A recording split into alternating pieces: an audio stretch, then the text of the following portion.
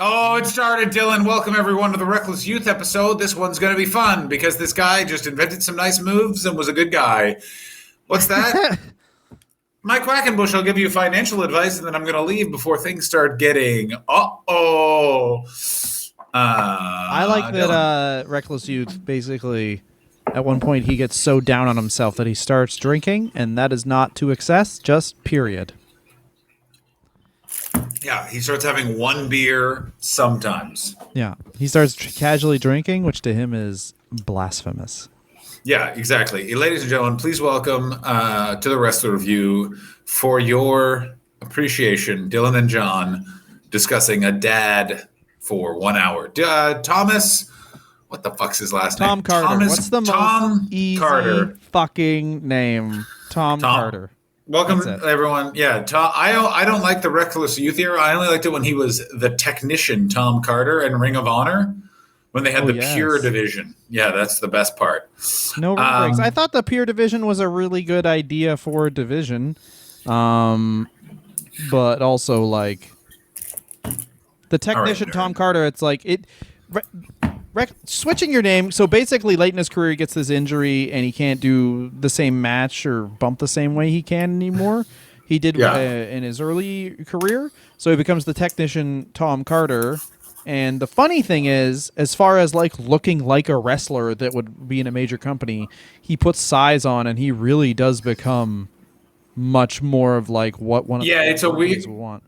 It's a weird thing that he didn't do that earlier or keep that up. Like it's just a sort of the Reckless Youth he is quietly one of the most influential wrestlers of nowadays. And basically, who is Reckless Youth? He is the AEW roster. He's doing very exciting wrestling, and also like he definitely, the whole like guy showing up with jeans on and wrestling the match, like wrestling he basically clothes. He created modern wrestling twice. He created the look of the Attitude Era and then the style of nowadays. And it was basically what it was he grew up in New Jersey but discovered the NWA because he's close enough to Pennsylvania, which is where the NWA that was their like Pittsburgh was their like big foothold on the East Coast. And so he was close enough to there that he got the NWA TV, and he basically fell in love with the NWA style and didn't want to do it. Like it's one of those things where he's a very pure. Dylan and I've ordered these guys. There's the comedians that like are very like, I just want to live in Toronto. I don't want to tour. I don't care. Let's do it.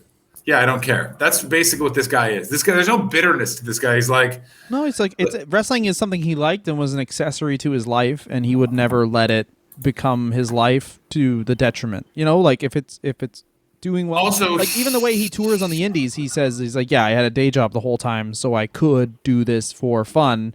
Didn't matter if I got paid a lot or not. I could just I could just. Yes, absolutely. What's also crazy is, and if you interrupt me again, you get one of these. One of these. A hand job? Dylan. Yeah, I'm gonna jerk you off. Okay. The thing with Reckless Youth is that I don't remember what my point was. I was too busy picturing myself punching you in the face is what happened. I imagined my fist mushing into your face. It wouldn't be bushing. It would be breaking on my face because my face is so cut. Soft.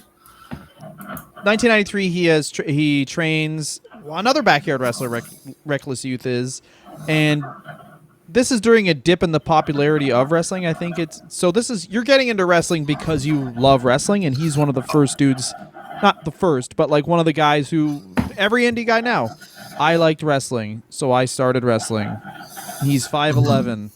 Why am I wrestling? I don't know. It looks like fun. He trains with D'Lo Brown. D'Lo Brown 100% is going to be more successful than him because he's 6'3". That's the only to the point that he literally takes one of his big moves.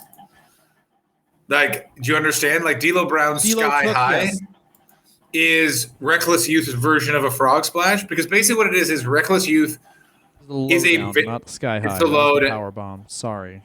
Is the sky? No, wait. No, the lowdown was the power bomb, and I thought the sky high was the The jump. lowdown I'd like was you to the clarify frog that. splash. No, I don't think so. I think the lowdown. I may be wrong, but I thought the Look lowdown. it up, and then Google will call you a nerd, but then give you the answer. You'll have to click through a captcha that says you're a nerd, and then you'll get the answer. Yeah, I know. But about yes, that he does the frog splash. D'Lo takes Reckless Youth's version of the frog splash because Reckless Youth was just guessing what the frog splash looked like because he'd never actually seen Art Barr wrestle, but he still did a tribute to him, which is also some nerd shit where it's like, this guy really affected my life. No, I don't know who he is. Like all those guys. I mean, this would be 2005, but I was like, oh man. Dylan is right. According to accelerator3359.com/wrestling/moves/DM D'Lo Brown .html. The lowdown was the thing, and the sky high was the power bomb. Damn. Well, that's a good source. It's no GeoCities, but we'll have to take it. Alex Shelley does the cross-legged Northern Lights bomb, which Carter invented. Thanks, Hobson. Jesus Christ. Yeah, ladies and gentlemen, you know who the reckless youth of this podcast is? It's Christopher Hobson with this intense knowledge.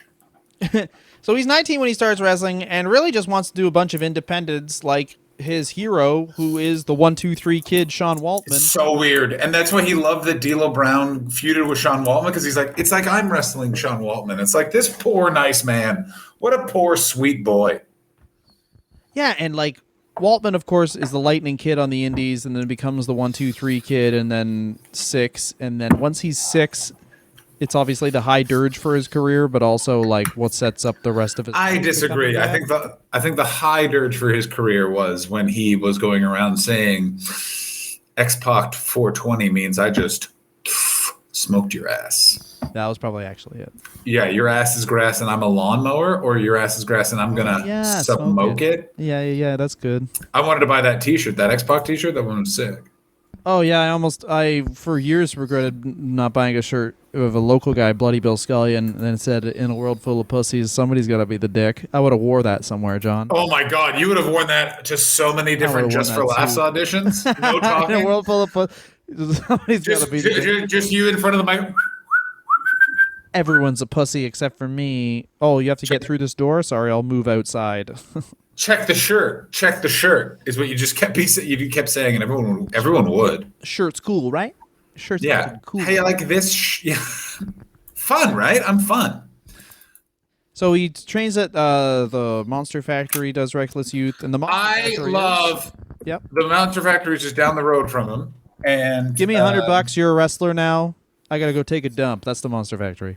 Yeah, the Monster Factory is my name is Larry Sharp. I have this weird fetish for young people's money. And they're like, what? Yeah. He's like, I know the best way to get it. Start a wrestling school. Once you have to teach them things, He just came up with the best name for a wrestling school ever and then got money. Like, it's the Monster Factory is legitimately the best. Yeah. Especially since like the first bunch of people he trains are like Bam Bam Bigelow, King Kong Bundy, where it's like, oh, this is a place where huge dudes go to become monsters. It's like also why has no one explained to me who Larry Sharp is and why do people keep going to for him for money? Do you know what I mean? Like, it's the weirdest thing in the entire world. Or they're just Larry Sharp was I'm assuming I'm just as I'm Googling exactly who Larry Sharp is. Oh, do you know Larry Sharp is actually a politician, LarrySharp.com. But Larry Sharp ran wrestling school. He trained Bundy and Bigelow, and I think maybe One Man Gang, although I'm probably wrong about that because we just did a One Man Gang episode and I'm a freaking idiot. Yeah, you're a big fucking stupid bitch. Basically, yeah, he was a pro wrestler under his name Pretty Boy Larry Sharp, and he made the Monster Factory. Basically, he just got famous because of Bigelow and Bundy. Where he trained these guys, immediately they were main eventers, and that makes your reputation so that you're a school now. It's kind of like how everyone in the UFC, obviously, you see these guys training wrestlers and training fighters, and you're like, wow, they must make a lot of money because they train ex-UFC champion. They don't make money that way. They make money because they teach Brazilian Jiu-Jitsu to accountants because they have that champion. It's like... Yeah, it's like stand-up comedy. When you see a comedian on TV sometimes that TV show pays well. Other times the TV show is just so that they can go speak at corporate events and make $20,000 to bomb while some bankers have a salad somehow loudly. Yeah, exactly. Basically, they know what that TV show earns you. It earns you the right to make 5 figures for doing something that everyone is disappointed in. World is hell. Yeah, exactly. But here are the people that other people, the Monster Factory, Tony Atlas. So obviously that's early. Bam Bam. We're talking about the Headbangers, King Kong Bundy, Balls Mahoney, the Pitbulls, Raven. Also, he becomes famous because the wrestling landscape is really the Northeast, where it's like you think of the big 3 promotions we came up on. Two of them are like a 3-hour drive from each other. Yeah, and one of those 2 literally just like, do you have anyone? We need someone to get hit by Sabu. And they're like, I have this guy who can't stop pissing in his pants. Perfect. Piss Pants Steve. Yeah. You're going to do a 1080 splash. I've never wrestled before. Well, here at the ECW arena, wrestling is fluid. Wrestling is like gender. It's fluid. Gender is a construct on the ECW arena. Welcome to the weird. Yeah, welcome to the ECW arena, where Kimono Wanaleu is going to explain the correct way to ask someone for their pronouns. Kimono Wanaleu is naked and point at an object. She'll shove it in herself. But also, bathrooms aren't by gender here. Welcome to the ECW arena, where Kimono Wanaleu is about to get murdered by a man, but she is going to consent. Consensual murder.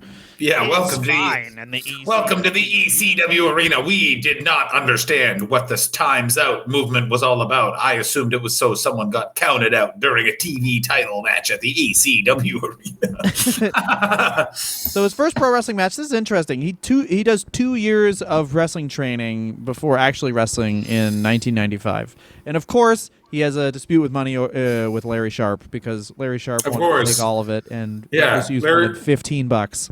Yeah, like Reckless Youth is like, I am very hungry. I am supposedly an athlete. Can I have some money for food? And Larry Sharp was like, no. And he was like, I mean, I'm going to take some money for food. And he's like, well, you're going to get sued. And he's like, your name is Larry and your business is called the Monster Factory. Who's your lawyer? And he goes, oh, I'll be representing myself. I'm Larry the Monster, but I'm a lawyer. Yeah, I think as you'll see by my first exhibit, this is a picture of Bam Bam Bigelow. He's pretty sick. Huge that guy. Yeah. You know how you're supposed to get a tattoo on your arm? He's got one on his head. That's pretty badass, if you ask Old Larry. Anyway, he moves on and starts working with Al Snow. And really, listen to the people, the nice people that it's already D'Lo Brown, Al Snow, where it's like, I don't think Reckless Youth has been exposed to someone who will swear yet. That's so funny. Anti Al Snow. Oh no, I'm very pro Al Snow. I am pro the guy.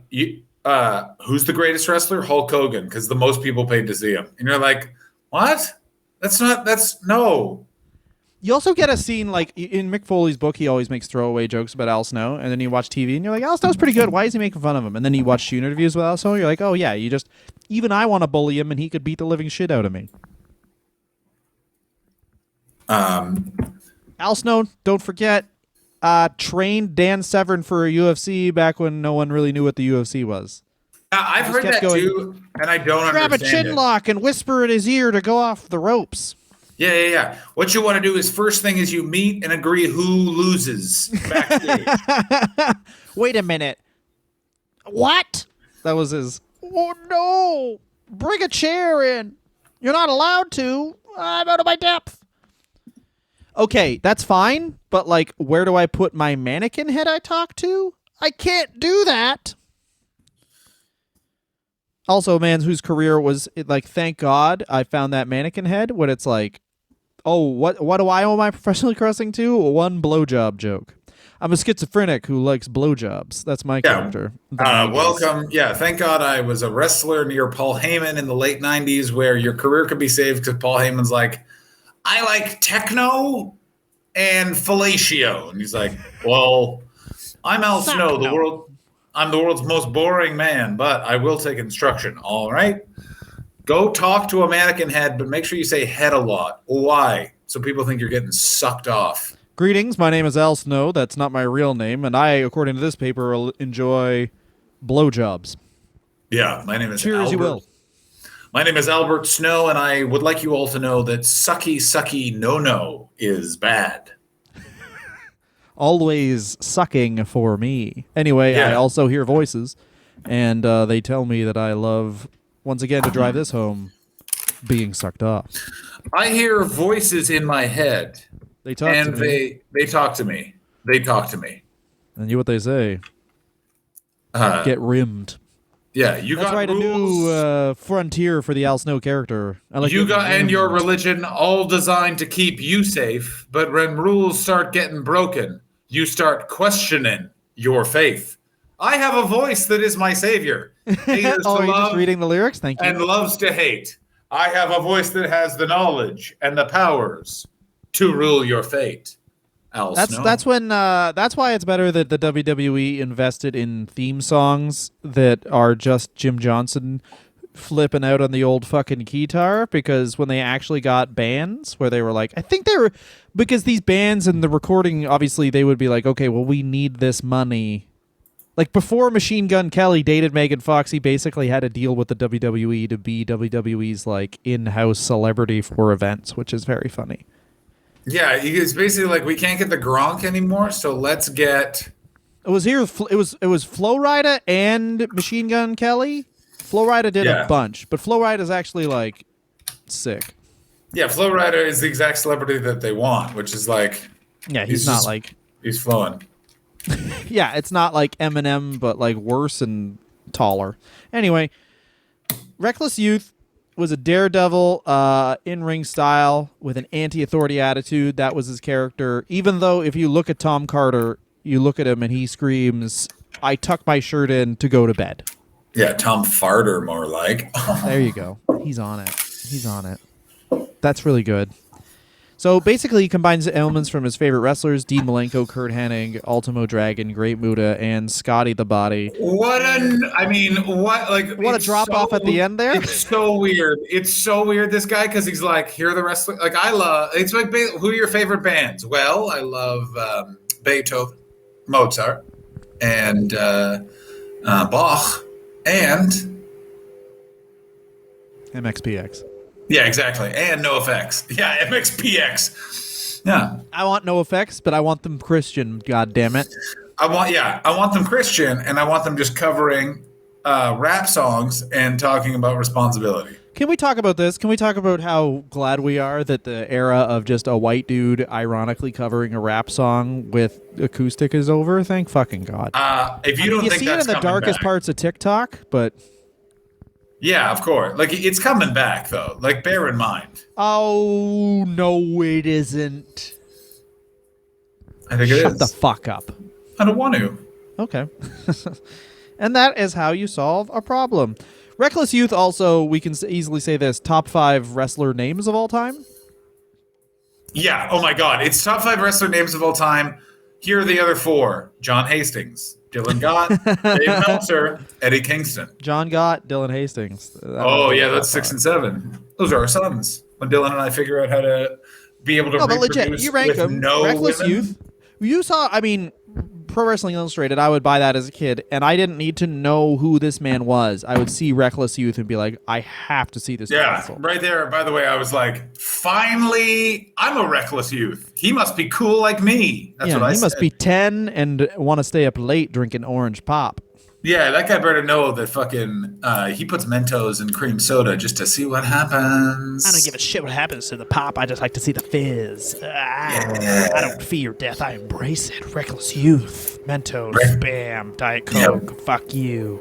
More like reckless poop.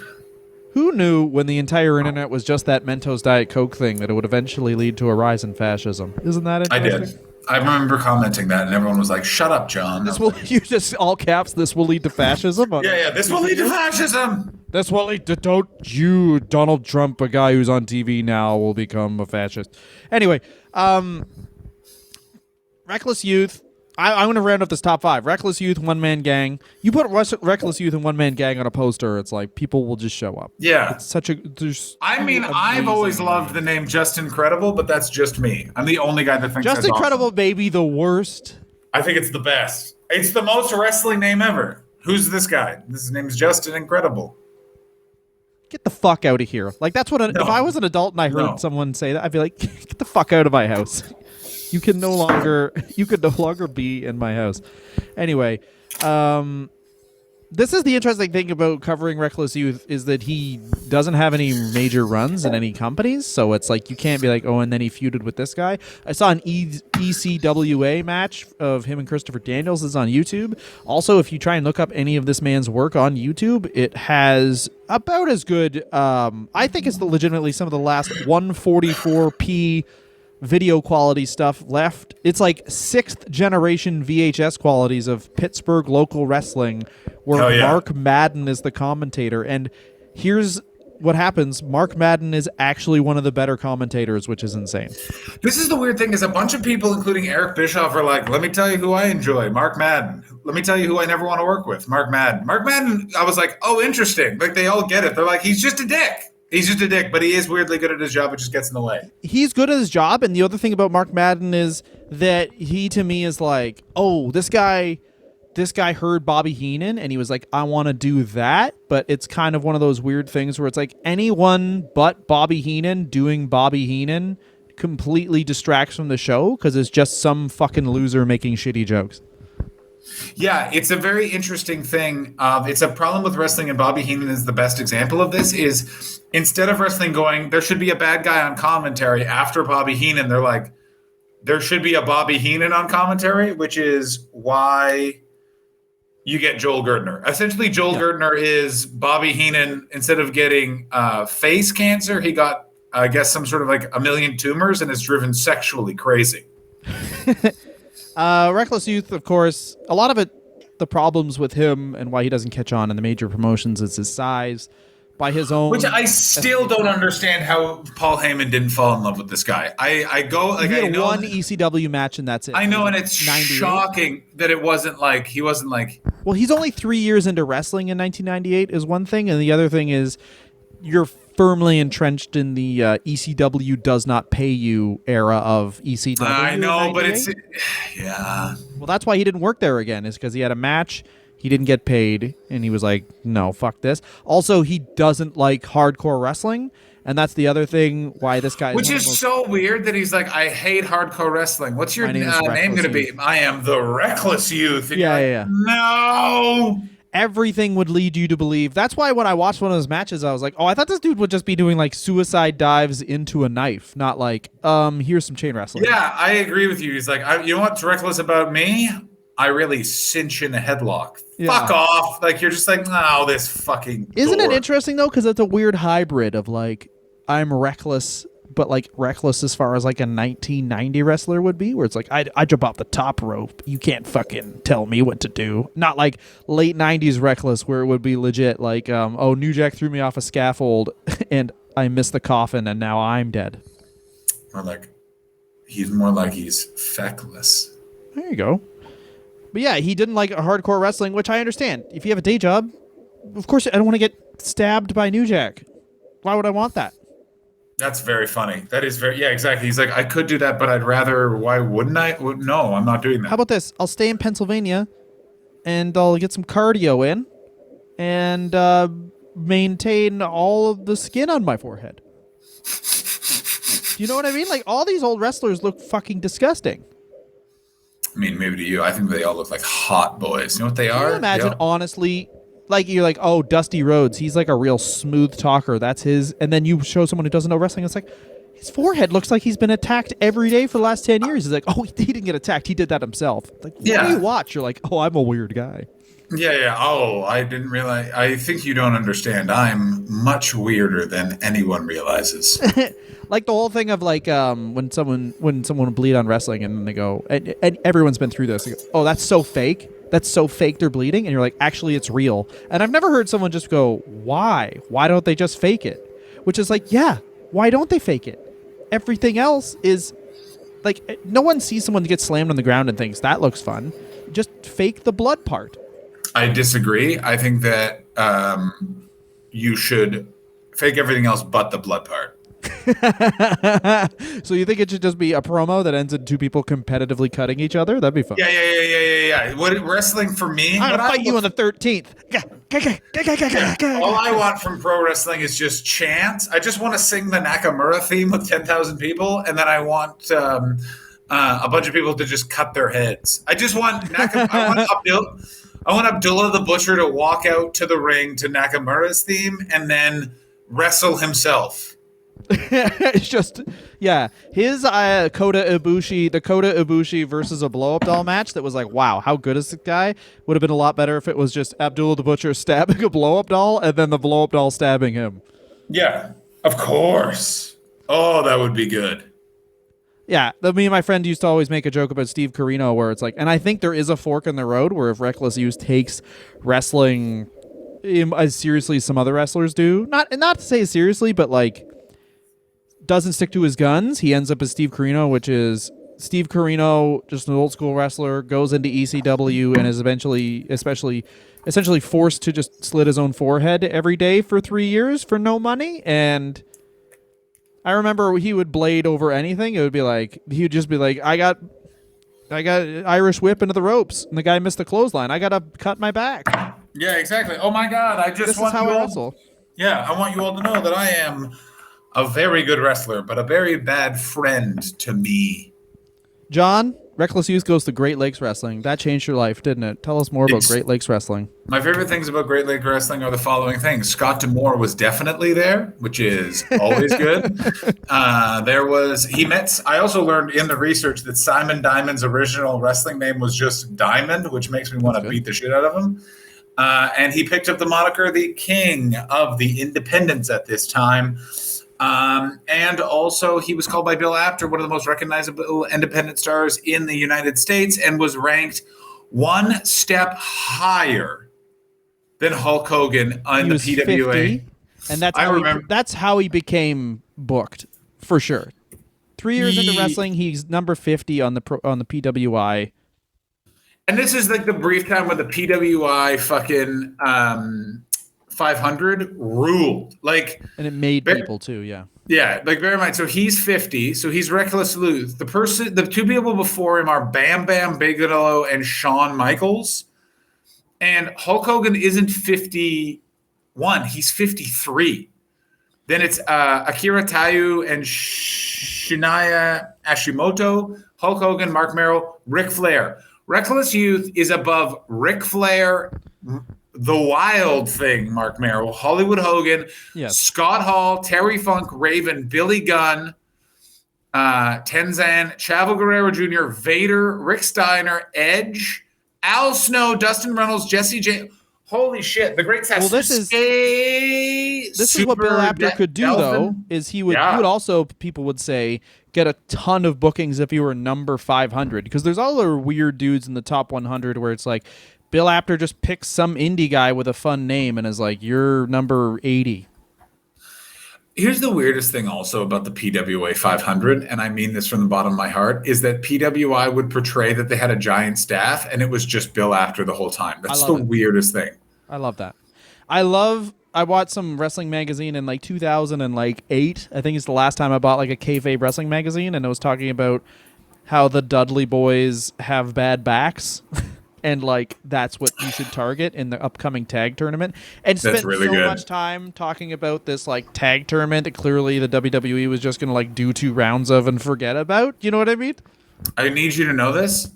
In 1998, during the PWI 500, Iron Sheik 423. Whoa, he should always be 420. You know what I mean? Yo, I'm trying to see is Reckless Youth higher than every WWF champion from 84 to 1990? I hope so. I just need to see where Macho Man is.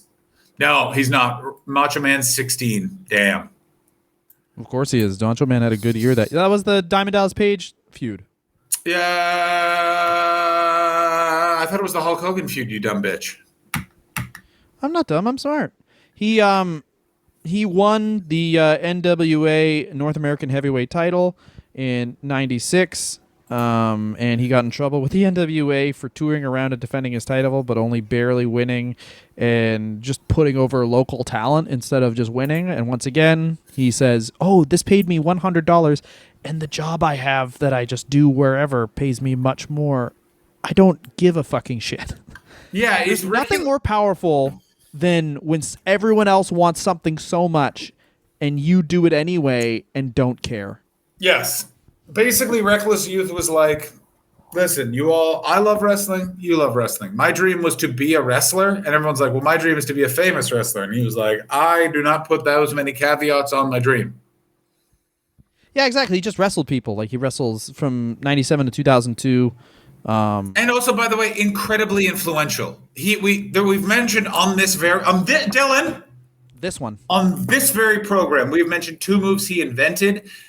His look, style, that idea of like, he's a bad boy, but he is technically sound is everything that wrestling is now. This guy to grunge music is the Pixies. Is like, he is the band that never got famous. He's like, you know what I'm saying? Like, I can't think of another reference. Yeah, of course. But this is a weird thing though. He says he hates hardcore wrestling, but he's in CZW for a minute.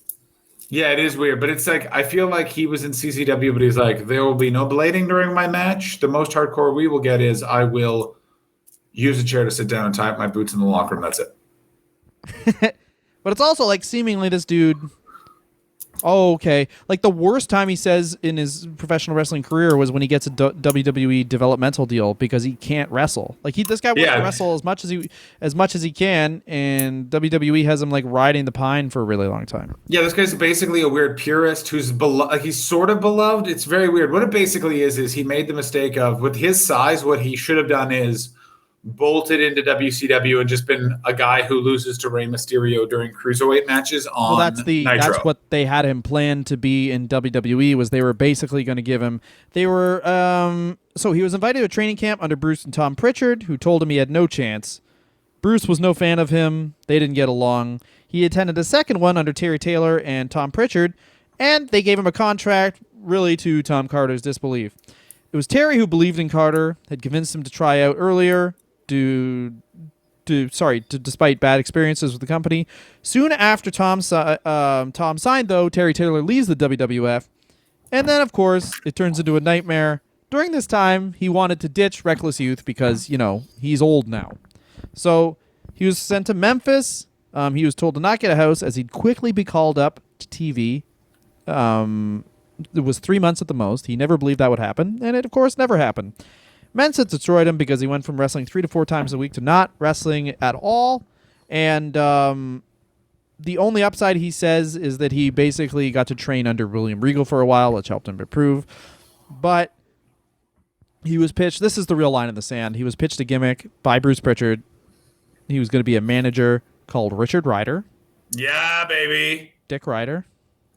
Val Venus needs a fucking heavy, and the heavy is small. We have a mutual friend who's a comedian named Richard Ryder. How'd he get dick from Richard, John?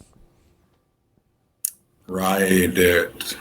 You don't know his joke? Oh, okay. Well, he has a joke that says, people would always ask me, how do you get dick from Richard? And I say, why don't you ask him? He's going to buy me a drink. Oh, woo. Anyway. So he says that everyone laughed as Pritchard was pitching it, and then the whole place went silent because he just said, I'm not fucking doing that. Yeah, so boy. This is why this guy is beloved, because he says no to the things everyone wants to. He just sticks to his guns in a way that I guarantee it's like him and CM Punk. It's just CM Punk, it worked out a lot better for him. Because CM Punk also will like stick to his guns that he doesn't want to do something, but then do it. But yeah, but you know the difference. You know the difference for that favor. You know the difference between CM Punk and Reckless Youth. One of them's Reckless, the other one's Youth. It's 6 years, and Punk is slightly in better shape. That's the thing with also Reckless Youth is just a little too indie. Well, also, let's say this too. CM Punk is one of the most charismatic professional wrestlers of all time. Yeah. Like, for whatever you want to say about him as a person, I've never met the man. I have not heard nice things. I have met him. Just kidding. I pranked you, Dylan. You believe me, you fucking That bitch. was a good prank. Thank Prank you. is when you just lie too. That's what. Yeah. Hey, Dylan, remember when I told you yesterday I was doing laundry? Mm-hmm.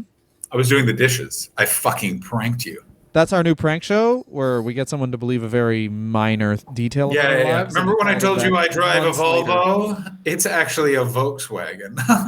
Hey, remember when I told you that my mom had cancer? That was a prank. Oh, I just felt really bad that she had cancer. Yeah, prank. I probably shouldn't have gone to the hospital and unplugged all those old women. Dylan needs to stop suffering. You're selfish. Who's Dylan? It's in your brain. We'll take a break. Get back. Yeah. Clap back. See what happens. John's getting coffee. We're back. Dylan is wearing, for those of you who didn't pay for the video on Patreon, Dylan is wearing very revealing high-waisted jeans. I'm wearing whatever negligee is. Yeah. He's wearing whatever the male version of a negligee is. Dylan's wearing that right now. No, I'm just wearing a negligee. Don't try. No, but you're a boy. Wow. Apparently someone didn't pay attention to the ECW gender roles arena. Anyway, Reckless Youth, do what he does. No. He gets fired from WWE. That makes sense. He doesn't want to be Dick Ryder. Yeah. So here are some other characters that were pitched to him by Bruce Richard. Jizz Liquor. Yeah. Oh, and then my personal favorite, get in the van, underage kids. That was he was going to be that was a whole sentence that was pitched. Al Penis instead of Val Venus. It was Al. Yeah. He was also Chaz, the woman that Chaz has sex with, and also is the mom of, and also who he attacks. He also was going to be that. Yeah, shit-eating Larry. He just ate everyone's shit. Yeah. He could also be the fabulous Moolah's fake breasts at Royal Rumble 99. Yeah. He also ribbed during his time in WWE. They were told Neidhart was wrestling a match. Jim Neidhart was wrestling a match. He was told he was going to get hit with brass knuckles. He didn't see what hit him. And Reckless Youth had handed the Blue Meanie a rubber chicken. Hit Jim Neidhart with it, fell down, gets pinned, and Jim Neidhart wanted to fight him after that. Yeah, because Jim Neidhart took that as we're not paying you in blow, as we described. And he was like, you better pay me in blow. And they were like, we never agreed to that. Also, stop wearing a beret, but only backstage. But I'm the Anvil, baby. This is the other thing about Reckless Youth. His actual career of being like a top flight talent is, and this is so weird because it's like this guy basically stops being a top flight indie guy as soon as WWE absorbs WCW, because he has a match with Jimmy Rave in the NWA and he does a dive to the outside that leaves him paralyzed for 10 seconds. And that put him on the sidelines for between a year and a half. Of course, he comes back. And for the rest of his career, Shikara by the way. with Quackenbush. Yeah. Go for it. This injury, he describes as flares up. And it was one of those things where I was reading the research the first time and I was just like, wait, I just skipped that because I was just skimming it. I was in a car. And then I was like, wait, what's this injury that flares up? And you're like, a severe, debilitating, paralyzing back injury. Mm-hmm. This man he is the last 70s dad. If you get hurt, you don't go to the hospital. You just deal with it. Yeah, you just take a big jump and hope it all works out. If all your friends are more successful than you, just imagine you're them when they're doing stuff that you want to do. Yeah, he found Chikara. Tom, come for dinner. I'm D-Lo right now. We all know what Chikara is, right? Yeah, it is. It was. How do I say this? Everyone, when it opened, was like, this was the part of wrestling we were missing. And then everyone was like, oh, by the way, Mike Quackenbush, he puts the quack in being a giant fucking creep. And everyone was like, yeah. Yeah, Reckless Youth. So Tom Carter basically was like, it would be a really good wrestling promotion. And then Mike Quackenbush was like, yeah, by wrestling promotion, you mean a way to be alone with women, right? And he said, what? And he was like, nothing. And then Reckless Youth was like, hey, I'm just going to invest a little bit of money and then immediately leave. I'm going to help you. Because, by the way, throughout all of this, he's just becoming a very good accountant. Like, Reckless Youth is just becoming a very reasonably good bookkeeper and accountant for businesses. My name is Tom. I have responsibilities, and you don't complain. You just do them, and then later die. Pretty much. He's in Chikara. He trains Eddie Kingston, Trent Acid, Ultra Mantis Black. Basically, he trains Eddie Kingston. And when Trent Acid, when he dies, apparently he took that incredibly hard, and also really enjoyed that he was getting back in shape by training wrestlers. So decided this is when he mounts a touch of a comeback. Am I correct? Yeah, he does it off and on, and really gives it in earnest a shot with Ring of Honor a couple years later. And he obviously transitions out of being Reckless Youth as the old accountant. So he's the technician Tom Carter, which is maybe the most unremarkable name I could possibly think of. Yeah, it's pretty amazing. And it's the most Ring of Honor character ever. What is he? He's a pretty good wrestler. And it's like his... You know that part of wrestling you find boring? Here he is. Yeah, his dedication to making everything make sense and being like such a fan of professional wrestling. Like, imagine if Shawn Michaels was like, for his second run, was like, I can't be the Heartbreak Kid anymore because I'm an old man. And he was like, well, what's your new character? How about Sweet Shawn Michaels? And I always got a big lolly.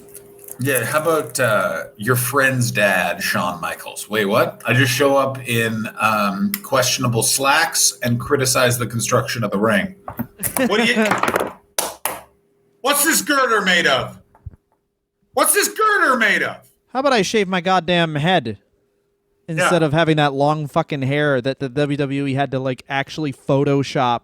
Do you remember that? They would actually Photoshop in hair when he was like... It was like WWE.com had this one picture that was just like the graveyard that was the top of Shawn Michaels' head as far as hair goes, and then they took it down and Photoshopped it back in. Great stuff. I still really like and this was like, he was well retired. So we're talking 2015, 2016 when TMZ Sports launched. And which by that means is TMZ Sports is just them interviewing wrestlers. Like the wrestlers are the only ones that are like, oh, finally, the celebrity version of the New York Times, TMZ, and they go like, hey, Sean, what do you think about gay marriage being legalized in the U.S.? And the guy is so thinking it's going to be an easy thing for Sean to answer, not realizing that Sean stops walking in the airport and then just he's like, I think it's up to the individual to decide if that's a good idea. And you're like, oh, here we go. The individual's God. Yeah. And decide what to do is don't do it. Don't do it. Oh, sure, you have a naked photo of Scott Hall and you call him your real wife, but you don't act on it. You don't. You just do so much cocaine, it makes one of your eyes numb. Yeah, it's too decadent. It's too tasty. I would never do that. Obviously, right now, Reckless Youth is an accountant and has been for quite some time. He is an accountant. He is an accountant with 3 kids. He stopped wrestling after Ring of Honor because his paralyzing back injury flared up. That's what he said, because he's a fucking psycho. And God bless this man. Yeah. I mean, as far as influence, where do you guys think this guy ranks? Because I've listened to interviews. I've heard people say how influential he was. But I think this dude gets a lot of credit just because, A, the short nature of his career. He's literally a wrestler from 1995 to 2003. I think that this guy is basically in league with Christopher Daniels, and guys like this. It's just Christopher Daniels doesn't get that level of credit for what he did because Christopher Daniels was more mainstream success and for a longer time. And it's kind of like how... I don't know, you mentioned the Pixies, so we'll keep going over the grunge thing. Kurt Cobain, if he would have just still been alive, no one would like him. Like, if Lou Reed would have died right after the Velvet Underground albums, people would, like, have flags with Lou Reed on them. Yeah. Instead, we're just like, I'm a wild guy. thing. Yeah, instead it's just this guy who did a lot of car commercials, who said a lot of weird stuff to odd 80s celebrity. Madonna, I just want to let you know cream cheese is salty. You're like, what the fuck, Lou? Yeah, exactly. He's just some weird guy who just took his own shit too serious. Not that Reckless Youth isn't, like, a great guy. I'm just saying that, like, everyone loves that, like... Everyone loves the story of the guy everything was taken from him too soon. And I think if that Ring of Honor run bears out, like, especially with the name Reckless Youth, lightning only struck once with this dude. I don't know. He retired at the right time. Yeah, it's one of those things where if he had been the Reckless Youth if he had been Reckless Youth 5 years later, he's one of the Ring of Honor hot boys. Instead, he was Reckless Youth in 1997-8, so he's one of the Ring of Honor not boys. And also, like, the fact that if you look at video footage of this dude as Reckless Youth, it's so hard to find. Like, I know, it's very odd. And it's also one of those things where, because it's just that thing of he just didn't preserve it. He just doesn't care. well, it's also like just before the time you could film like a great video using only a handheld camera. That's a very good point, actually. Holy shit. Like, is Steel City Wrestling selling DVDs of their weekly episodes? Fucking of course they're not. But if Steel City Wrestling happens 3 years later, then yeah, that's their whole business, is selling DVDs. You know who you are? You're a smart boy. Dylan's smart. Yeah, what's the best thing about Reckless Youth, John? He invented modern wrestling twice. He's the most influential wrestler. See, I just don't think he is. I think he gets credit. No, I don't think he does. Well, explain. Okay, let's look at his look. Is right before every wrestler they can't figure out. Yeah, but Raven dressed like that. No, not in the same way. Yeah, no. Where'd Raven get the idea? Raven got the idea when he started doing it in the exact same year Reckless Youth was a wrestler.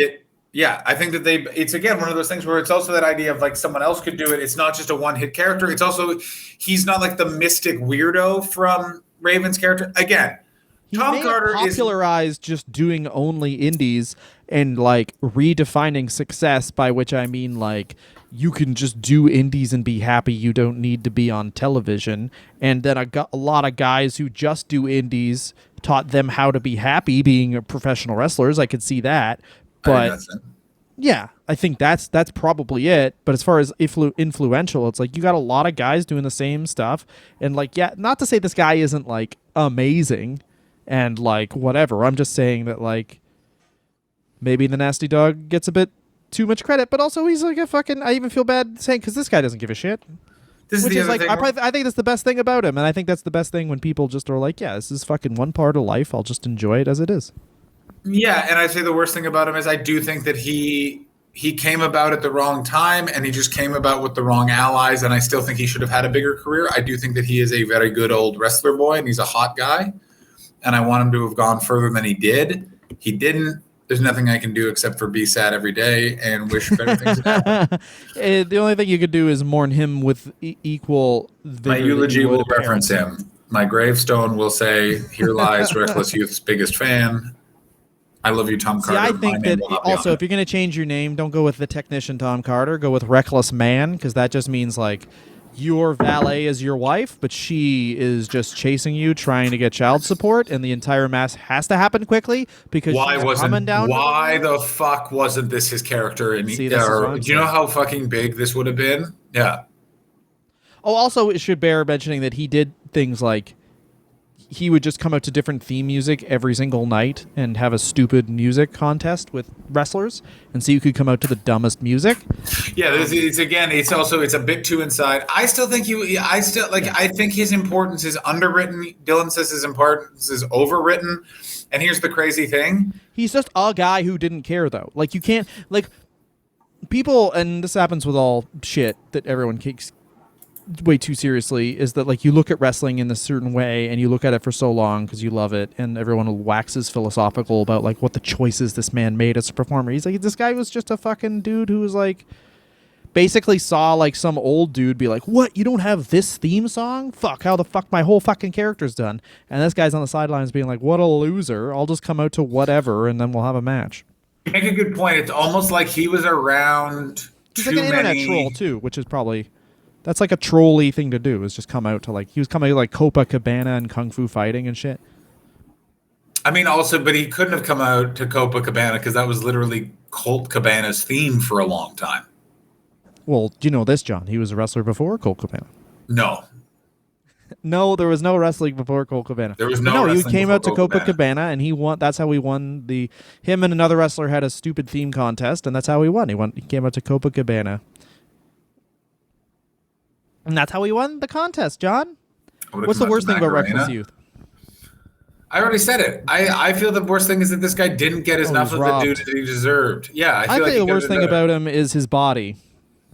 As technician Tom Carter, he had a good body. He got hard, but 5'11" and 165. If I wanted to fucking see someone that, I'd go to the goddamn grocery store. His name is Dylan Cornette now, motherfucker.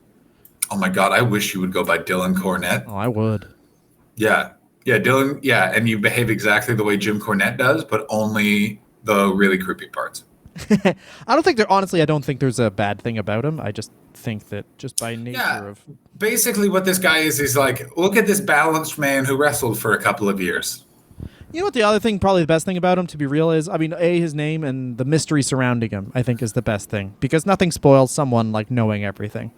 And he's like one of the last, like, this guy's almost like the Bo Jackson of professional wrestling, where it's like, Bo Jackson was the last athlete who actually had like a mythical yeah, exactly. And much like Bo Jackson, why do they have a mystery? Why do they have a mythical? Like, what's the mythical part of him? And this is the mythical part. He did something for a bit and then just didn't talk about it that much, and so everyone's like, where could he be? Yeah, pretty much. Who just like this is how crazy doesn't need everything this thing that is everyone now. Desperately needs. Like Matt Hardy's still wrestling.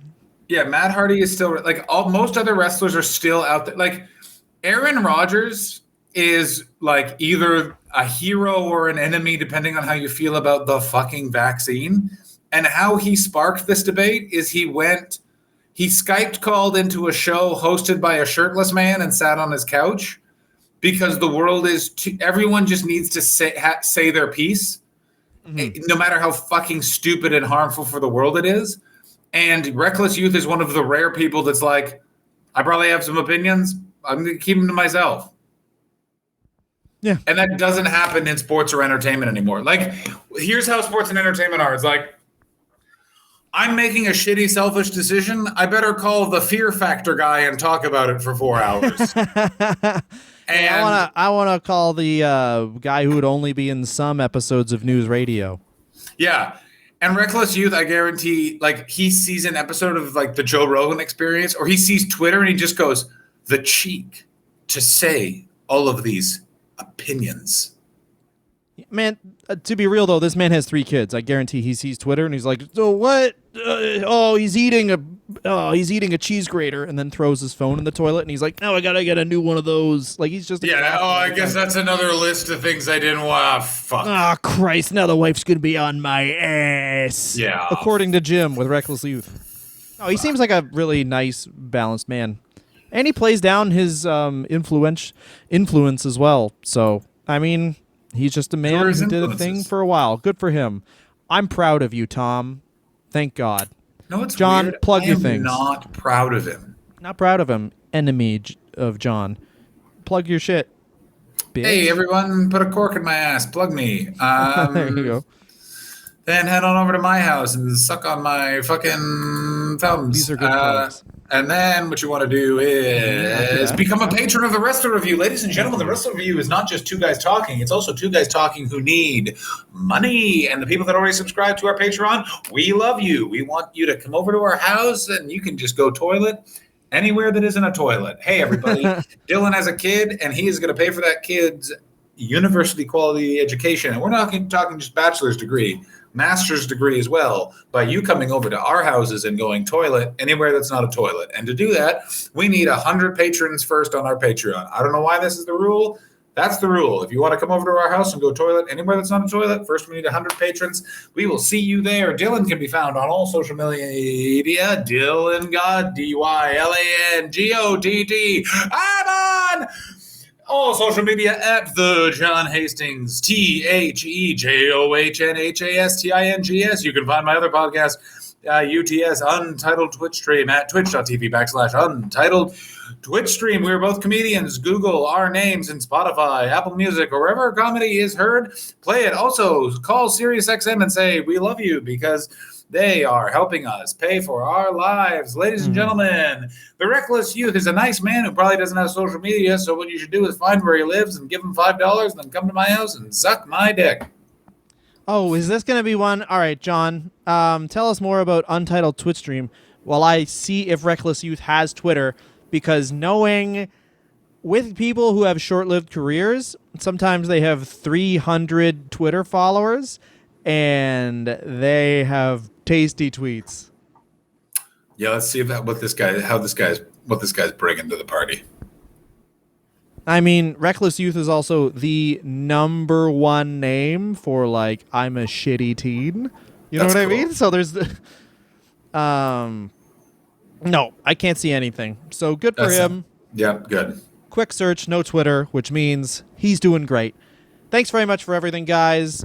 Please keep giving the Patreon. You've genuinely changed our lives. In what ways? We have money to promote ourselves. We have money to make this show better. So please keep giving the Patreon. People coming over to my house going toilet anywhere, not a toilet. Anyway, go toilet in our house. We'll rub the tips of our dick in it. Thank you so much. We will rub our dicks in your shit. I'm the Reckless Youth, Dylan, because I got shit on my... I'm so sorry, everyone. I'm so sorry.